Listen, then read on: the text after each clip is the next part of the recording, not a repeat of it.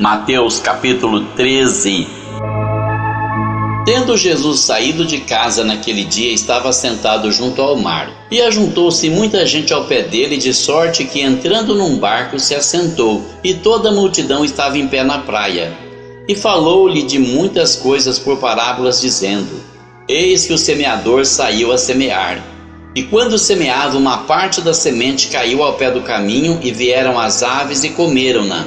E outra parte caiu em pedregais, onde não havia terra bastante, e logo nasceu, porque não tinha terra funda. Mas vindo o sol, queimou-se e secou-se, porque não tinha raiz. E outra caiu entre espinhos, e os espinhos cresceram e sufocaram-na. E outra caiu em boa terra e deu fruto, um a 100, outro a 60 e outro a 30. Quem tem ouvidos para ouvir, ouça. E acercando-se dele os discípulos, disseram-lhe: Por que lhes falas por parábolas? Ele respondendo disse-lhes: Porque a vós é dado conhecer os mistérios do reino dos céus, mas a eles não lhes é dado. Porque aquele que tem se dará e terá em abundância, mas aquele que não tem, até aquilo que tem lhe será tirado. Por isso lhes falo por parábolas, porque eles vendo não veem, e ouvindo não ouvem nem compreendem. E neles se cumpre a profecia de Isaías, que diz: Ouvindo ouvireis, mas não compreendereis, e vendo vereis, mas não percebereis. Porque o coração deste povo está endurecido, e ouviram de mau grado com seus ouvidos, e fecharam seus olhos, para que não vejam com os olhos, e ouçam com os ouvidos, e compreendam com o coração, e se convertam, e eu os cure. Mas bem-aventurados os vossos olhos, porque veem, os vossos ouvidos, porque ouvem.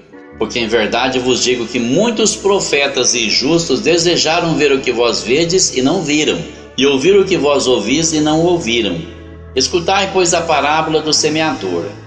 Ouvindo alguém a palavra do reino e não a entendendo, vem o maligno e arrebata o que foi semeado no seu coração. Este é o que foi semeado ao pé do caminho. O que foi semeado em pedregais é o que ouve a palavra e logo a recebe com alegria, mas não tem raiz em si mesmo, antes é de pouca duração, e chegada a angústia e a perseguição por causa da palavra, logo se ofende. E o que foi semeado entre espinhos é o que ouve a palavra, mas os cuidados deste mundo e a sedução das riquezas sufocam a palavra e fica infrutífera.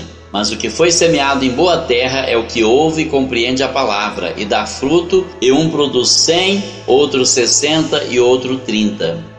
Propôs-lhes outra parábola, dizendo: O reino dos céus é semelhante ao homem que semeia boa semente no seu campo. Mas dormindo os homens, veio o seu inimigo e semeou joio no meio do trigo e retirou-se. E quando a erva cresceu e frutificou, apareceu também o joio. E os servos do pai de família, indo ter com ele, disseram-lhe: Senhor, não semeaste tu no teu campo boa semente? Por que tem então joio? E ele lhes disse: Um inimigo é quem fez isso. E os servos lhe disseram: Queres, pois, que vamos arrancá-lo? Ele, porém, lhes disse: Não, para que ao colher o joio, não arranqueis também o trigo com ele. Deixai crescer ambos juntos até a ceifa, e por ocasião da ceifa direi aos ceifeiros: Colhei primeiro o joio e atai-o em molhos para o queimar, mas o trigo ajuntai-o no meu celeiro. Outra parábola lhes propôs, dizendo: O reino dos céus é semelhante ao grão de mostarda que o homem, pegando nele, semeou no seu campo, o qual é realmente a menor de todas as sementes, mas crescendo é a maior das plantas, e faz-se uma árvore, de sorte que vêm as aves do céu e se aninham nos seus ramos.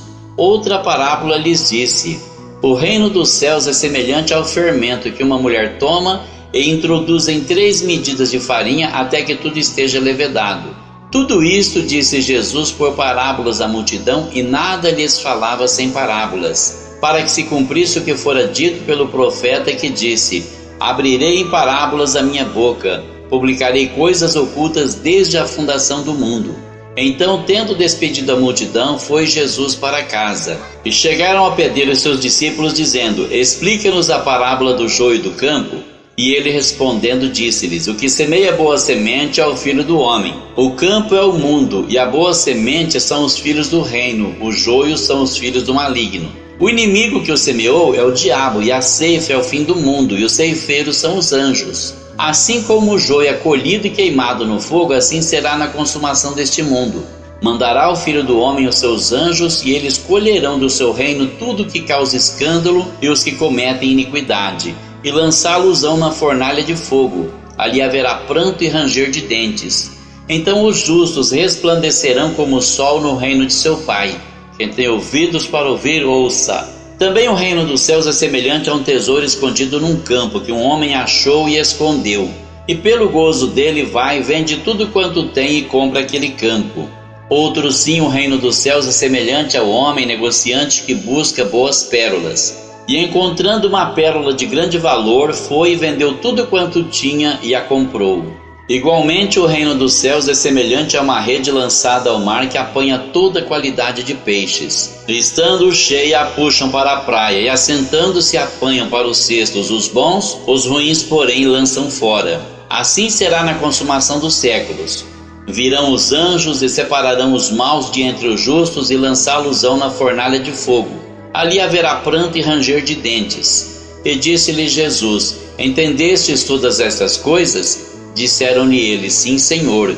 E ele disse-lhes: Por isso todo escriba instruído acerca do reino dos céus é semelhante a um pai de família, que tira do seu tesouro coisas novas e coisas velhas.